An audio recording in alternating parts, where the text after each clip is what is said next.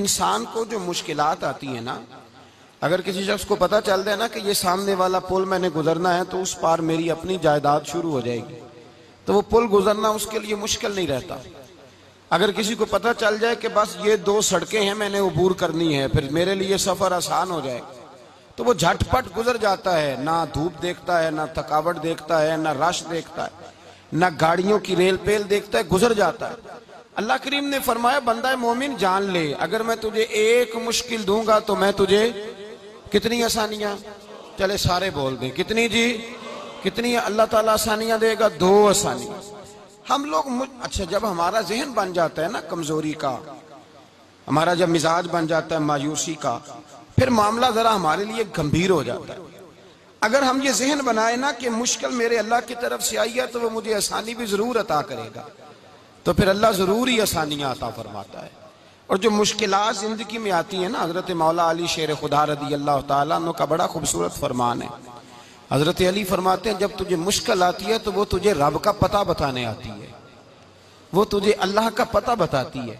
इसलिए कि जब तू सारे असबाब कर लेता है, जो जरूरत होती है पूरी करता है, तंदुरुस्त होके वो काम करता है, फिर भी काम नहीं होता, तो इसका मतलब है करने वाला तू नहीं, करने वाला कोई और है जो काम करने वाला।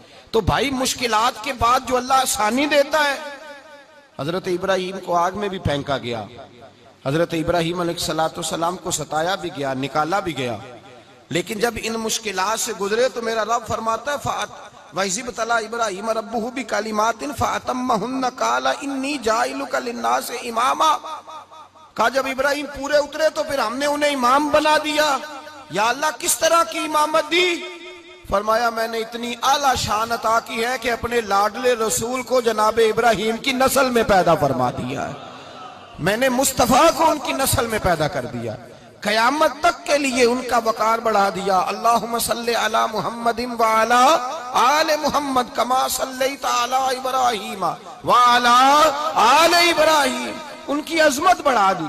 इसलिए कि जब वो आजमाइश से गुजर करके आए फिर जो आसानी दी, मेरे नबी पाक सल्लल्लाहु अलैहि वसल्लम ने दीन इब्राहिमी की बहुत सारी चीजों को रखा, कहा मैं मिल्लत इब्राहिमी पे हूं। जब कोई मुश्किलात को अबूर करके आता है, जब कोई तकलीफें सह करके आता है, उसके लिए जो अजर होता है, उसके लिए जो फिर अल्लाह कितनी कितनी जरा बड़ी तवज्जो कीजिएगा। लोग समझते हैं फला आदमी मुश्किल में है तो शायद मुश्किल में ही रहेगा, फला आजमाइश में है तो शायद आज, मेरा अल्लाह फरमाता है एक मुश्किल दे के मैं 2 आसानियां भी दूंगा। तुम मुश्किल देख रहे हो, मुश्किल ना देखो, वो जो इसको बाद में आसानी आने वाली है, और डबल जो मैं इस पर नेमत करने वाला हूं उसको देखो। हजरत यूसुफ को भाइयों ने कुएं में डाल दिया था, और जब कुएं से निकले तो मिस्र के बाजारों में बिके, और फिर जुलेखा ने इल्जाम लगाया तो हालात बिगड़ गए, हजरत यूसुफ को जेल जाना पड़ा। कितनी कठिन जिंदगी थी, लेकिन मेरे मालिक को कुछ और ही मंजूर था। कुएं में गिरने वाले, बाजार में बिकने वाले, जेल में जाने वाले, इल्जाम लेने वाले जनाब यूसुफ को रब करीम ने उसी मिस्र का बादशाह बना दिया। अल्लाह पाक ने उसी मिस्र का हुक्मरान बना दिया। यारी तेरी सोना पर अजमैशा तेरिया अग, ये सोना परखिया जावंदा ही पहलो नाल अग्गां दे लग। इसके लिए थोड़ा सा जतन करना पड़ता, थोड़े कठिन हालात से गुजरना पड़ता, थोड़ी आजमाइशों का रूप देखना पड़ता। हम चाहते हैं कि हमें छेड़े कोई ना कोई तकलीफ ना आए, कोई आजमाइश, ये हो नहीं सकता मेरे भाई। नामी कोई बगैर मुशक्कत नहीं हुआ, 100 बार जब अकीक कटा तब जाकर नगी हुआ। हम चाहते हैं कि हमें कुछ भी दिक्कत ना आए, मुश्किलात ना आए, और मुश्किलात तो इंसान को संवारती हैं भाई, वो तो निखारती हैं। कभी पूछा करो जाकर के किसी गंदम के दाने से कि तू कहां कहां से होके आया है, कहां कहां से निकल के आया है, तो वो बतलाएगा कि बड़े मुश्किल मराहल से गुजरा हूं, और फिर अल्लाह ने मुझे ताकत दी है कि मैं इंसान के वजूद का हिस्सा बनाऊं। तो भाई कठिन मराहल, आजमाइशें, तकलीफें, ये इंसान को बड़ा इंसान बना देती, ये उसके लिए तरक्कियों का पेश खैमा होती। हमारे जवान परेशान हो जाते हैं, औरतें खास करके इस बात पे तवज्जो करें, वो बड़ी जल्दी गम ले जाती हैं। वो कहती हैं जाने मेरा कुछ होगा ही नहीं, जाने मेरा कुछ हो ही नहीं सकता। मेरे भाई दर्जनों और बीसियों लोग ऐसे हैं जिनकी औलादे नहीं थी, लेकिन नाम उनका उनसे भी ज्यादा है जो बड़े बड़े साहिब औलाद। हजरत ख्वाजा मोइनुद्दीन अजमेरी को जानते हैं आप लोग? नहीं, जो जानते हैं वो बोले। जानते हैं जी? लो जी, काफी सारे जानते हैं, थोड़े जे रह गए मगर जानते हैं ना ख्वाजा साहब को? उनके किसी बेटे को जानते हो? नहीं जानते, नहीं जानते, नहीं जानते आप उनके बेटे को। हजरत ख्वाजा मोइनुद्दीन अजमेरी रहमतुल्लाह ताला अलैह के बेटे को नहीं जानते, लेकिन वैसे आप हिंदुस्तान में किसी आदमी को छेड़ के देखे, वो कहेगा मैं ख्वाजा साहब का रूहानी बेटा हूं। मेरे भाई, यहाँ लोग परेशान हो जाते हैं कि औलाद होगी तो ये होगा, फुला होगा तो ये होगा। भाई ऐसी कोई बात नहीं। मेरे पास पैसे होते तो मेरा अब्बा बीमारी से फौत ना होता। जो मालदार होते हैं तो क्या वो बच जाते हैं? हजरत इजराइल उन्हें छोड़ जाते हैं? ओ खुदा के बंदे, तू कैसी बात कर रहा है? याद रख, ये जो आजमाइशें होती हैं, ये जो तकलीफें होती हैं, ये जो थोड़े से मुश्किल हालात होते हैं। हजरत यूनुस अलैहिस्सलाम की दोस्ती होगी हजरत जिब्रील अमीन से, तो जनाब जिब्रील मिलने आए। हजरत यूनुस अलैहिस्सलाम फरमाने लगे, जिब्रील मेरा दिल करता है मुझे उस बंदे की मुलाकात करा जो अल्लाह का सबसे ज्यादा इबादत गुजार बंदा है। हजरत जिब्रील अमीन ले गए दूर दूर फलस्तीन के इलाके में, और ले जाकर एक बंदे से मुलाकात कराई जिसकी दोनों आंखें भी कोई नहीं थी, दोनों बाजू भी कोई नहीं, दोनों पैर भी कोई नहीं, और उस बंदे की जुबान पर लफ्ज बड़ा क्या जारी थे, या अल्लाह तेरा शुक्र है, या अल्लाह तेरा, बोल के कहिए, या अल्लाह तेरा, ऐ अल्लाह तेरा शुक्र है। शुक्र शुक्र कर रहा था। हजरत जनाब सैयदना यूनुस अलैहिस्सलाम कहने लगे, मैंने तुझे इबादत गुजार को मिलाने को कहा था, तू कहां ले आया? तो हजरत जिब्रील कहने लगे, या यूनुस, ये हर चीज जाने के बावजूद अपने रब की रिदा पे राजी है। इस वक्त दुनिया में नबियों के बाद जिससे अल्लाह सबसे ज्यादा प्यार कर रहा है वो यही बंदा है।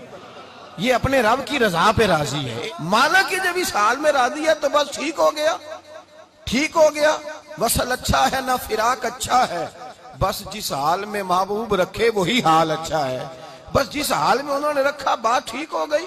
इसमें अब इंसान शिकवा करते फिरे कि ये किस तरह है, वो किस तरह, अपने आप को मुतमईन रखा। मेरे भाई याद रखें, आजमाइशें तकलीफें आपको बड़ा करने के लिए आती हैं। हम आजमाइश को बुरा जानते हैं, दुख को बुरा जानते हैं। दुख तो बड़े प्यारे होते हैं, ये रोने का सलीका सिखाते हैं, ये अल्लाह को मनाने का तरीका सिखाते हैं, ये मस्जिद में जाने का। वो जो सुखी बंदा है ना, सुखी, मुझे एक साहब कहने लगे दो किस्म के लोग मदीने से आते, मदीना शरीफ पूछने लगे, कहने लगे हजरत जी दो किस्म के बंदे हैं, कुछ वापस जाते हुए तड़प रहे हैं, कुछ तस्वीरें खींच रहे हैं रुखसती के वक्त, फर्क क्या है? तो मैंने कहा वो जो तस्वीरें खींच रहा है वो अमीर आदमी है, उसे पता है कि मैं फिर टिकट ले लूंगा, महीने के बाद फिर आ जाऊंगा। और ये मदीना छोड़ते हुए तड़प रहा है, ये कोई गरीब है, ये कह रहा है पता नहीं दोबारा मौका मिले कि ना मिले। ये दुखी है, ये आजमाइश में दुखी। सुखी बंदा तो मक्के जाके नहीं रोता, वहां भी खड़ा है, डट के खड़ा। दुखी कोई नहीं तो रोए कैसे? जब आपको अल्लाह मुश्किल देता है तो समझ ले रब आसानी देना चाह रहा है। जब तेज धूप आती है तो समझ ले अल्लाह गर्म हवा गुजार के ठंडी बारिश बरसाना चाह रहा है। और जब चारों तरफ से घुटन हो, पंजाबी में कहते हैं गुम्मा लग जाए, तो फिर सारे बोल के कहते हैं अब जो तूफान आएगा वो सख्त ही आएगा। इसलिए कि घुटन जितनी ज्यादा होती है फिर फजल भी उतना। जिन लोगों ने तकलीफें ज्यादा सही थी रब ने इज्जतें भी ज्यादा ही अता फरमाई। जिन लोगों ने तकलीफें ज्यादा सही ना उन्हें अल्लाह ने दर्जा भी। हजरत बिलाल हबशी ने बड़ी तकलीफ सही, मारा करता था मैया, बड़ा मारते थे, इतना मारते थे कि मोटे, आपने कभी देखे हैं देहातों में मोटे मोटे मोटे मोटे पाए होते थे, चार पाइयों के मोटे मोटे मोटे मोटे बांध की चार पाइयां और बड़ी चार पाइयां काफर बिछा के बैठ जाते और हजरत बिलाल हबशी के पैर उनके नीचे रख देते, हाथ उनके नीचे रख देते, आग लोहा गर्म करके उसके ऊपर नंगे बदन लिटा देते। मक्के ने बड़ी आजमाइशें देखी, फिर उसी मक्के ने मदीने ने अजीब रंग देखा कि मेरे नबी मिराज से वापस आए और हुजूर ने अजमत दी। फरमाया बिलाल यार तेरा बड़ा मकाम है, तू मदीने में चल रहा था और मैं जन्नत में तेरे कदमों की आवाज सुन रहा था। अब्दुल्ला मुजनी हुजूर के गुलाम थे, कबीला मुजन के रहने वाले, वालिद फौत हो गए, चचा ने पाला था, इस्लाम कबूल कर लिया। चचा इस्लाम का बड़ा दुश्मन है, हुजूर का नाम आए तो जलाल करता, हसद और बुगज में जल जाता, बड़ी इस्लाम के साथ दुश्मनी और इनाद रखता है।